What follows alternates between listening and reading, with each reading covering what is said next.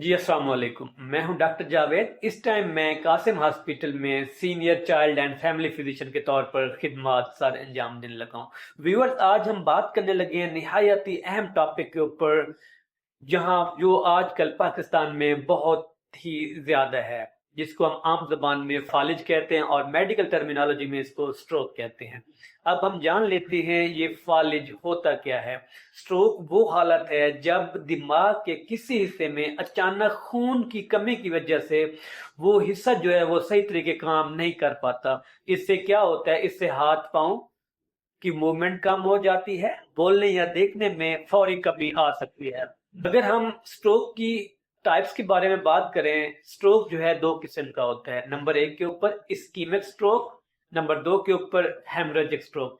Ischaemic stroke वो stroke होते हैं जिसमें दिमाग की किसी नाली के अंदर खून का लोथड़ा जम जाता है, यानी कि बन जाता है या ब्लॉक कर देता है, लोथड़े की जो ब्लॉक हो जाती है, उसको हम इस्कीमिक स्ट्रोक कहते हैं। और जो हेमरेजिक स्ट्रोक है उसमें क्या है कि जो खून दिमाग की नाली है, रग है, जो नस है, वो फट जाती है, उसको हम हेमरेजिक स्ट्रोक कहते हैं। अगर अगर हम इसके रिस्क फैक्टर की बात करें तो कौन सी चीजें हैं जो स्ट्रोक को ट्रिगर करती हैं। नंबर एक के ऊपर वो लोग जो सिगरेट स्मोकिंग बहुत ज्यादा करते हैं। नंबर दो के ऊपर आ जाते हैं वो लोग जिनको ब्लड प्रेशर रहता है, उनमें भी स्ट्रोक हो सकता है। नंबर तीन के ऊपर अगर हम बात करें एट्रियल फिब्रिलेशन, ये नंबर चार के ऊपर आ जाते हैं डायबिटीज, जिसको हम शुगर कहते हैं।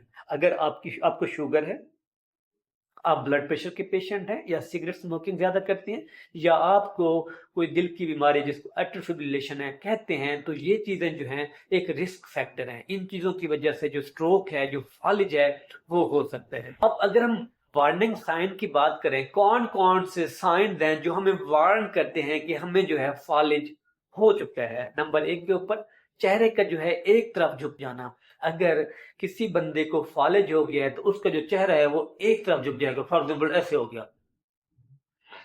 नंबर दो के ऊपर बाजों की कमजोरी, यानी कि आप ऊपर उठाते हैं फिर नीचे आके धड़ाम गिरता है, ये दो हो गया। नंबर तीन के ऊपर बोलने में मुश्किल। अगर ऐसा बंदा जिसमें चेहरे का एक तरफ झुक जाना, बाजों की कमजोरी, या बोलने में मुश्किल है, और अमल करने का वक्त यानी कि टाइम टू एक्ट, यानी कि अमल करने के वक्त में भी ये चीजें आपको नजर आ रही हैं, तो ये जो है वार्निंग साइन है, हो सकता है कि फालिज हो गया है। अब अगर हम इसकी डायग्नोसिस की बात करें, हमने इनिशियल जो है सीटी स्कैन कराना है, नॉन कंट्रास्ट। इससे हमने क्या डिफरेंशिएट करना होता है, इसमें हमने करना होता है कि जो स्ट्रोक है वो इस्कीमिक है या हेमरोजिक है। उसके बाद आप शुगर भी करा सकते हैं, आप सीबीसी भी करा सकते हैं, और जो ब्लड के टेस्ट और भी हैं वो पीटी, एपीटीटी, आईएनआर आप करा सकते हैं।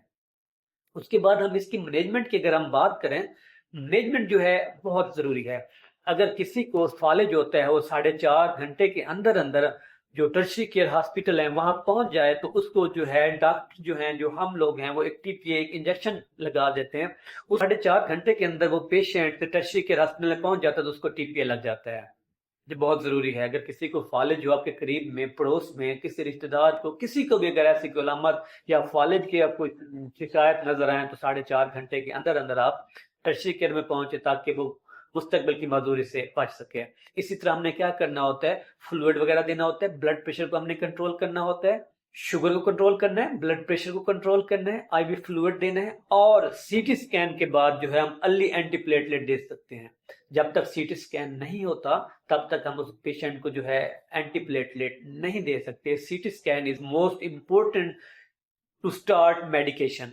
तो ये मेरी वीडियो थी फालिज के ऊपर। अगर आपको ये वीडियो पसंद आई है, इसको लाइक करें, शेयर करें और सब्सक्राइब करें, ताकि मजीद लोगों तक जो वीडियो है, किसी को अगर ऐसा कोई अलामत होते हैं तो वो मौके पे डॉक्टर को विजिट कर सके।